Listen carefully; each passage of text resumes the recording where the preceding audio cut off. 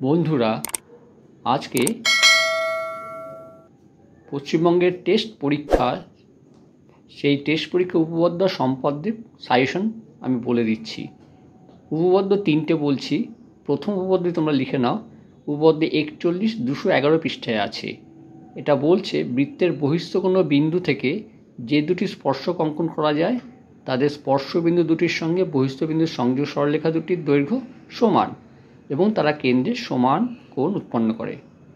দ্বিতীয় উপপাদ্যটা 38 নম্বর উপপাদ্য, পেজ 164-তে আছে।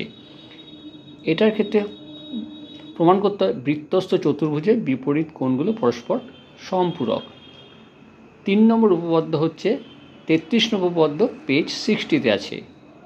এটাই বলেছে প্রমাণ করো যে ব্যাস নয় এরূপ কোনো জ্যাকে যদি বৃত্তের কেন্দ্রগামী কোনো সরলরেখা সমদ্বিখণ্ডিত করে তাহলে ওই সরলরেখা ওই জ্যায়ের উপর লম্ব হবে।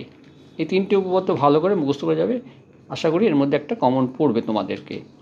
এবার সম্পাদ্য আবার তিনটে বলছি, এই তিনটে সম্পাদ্য ভালো করে শিখে রাখবে। প্রথম সম্পাদ্য হচ্ছে একটা ত্রিভুজ অঙ্কন করতে হবে যার দুটো বাহুর দৈর্ঘ্য 7 সেমি ও 9 সেমি এবং এই বাহু দুটির মধ্যবর্তী কোণ 60 ডিগ্রি। ত্রিভুজটি আঁকার পরে এই ত্রিভুজে পরিবৃত্ত অঙ্কন করতে বলবে।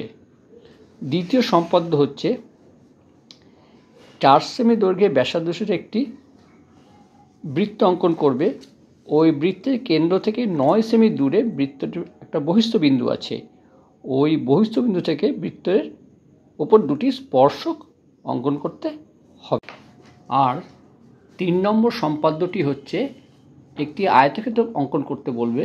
6 সেমি দৈর্ঘ্য এবং 4 সেমি প্রস্থ বিশিষ্ট একটি আয়তক্ষেত্র অঙ্কন করে ওই আয়তক্ষেত্রের সমান ক্ষেত্রফল বিশিষ্ট একটা বর্গক্ষেত্র অঙ্কন করবে।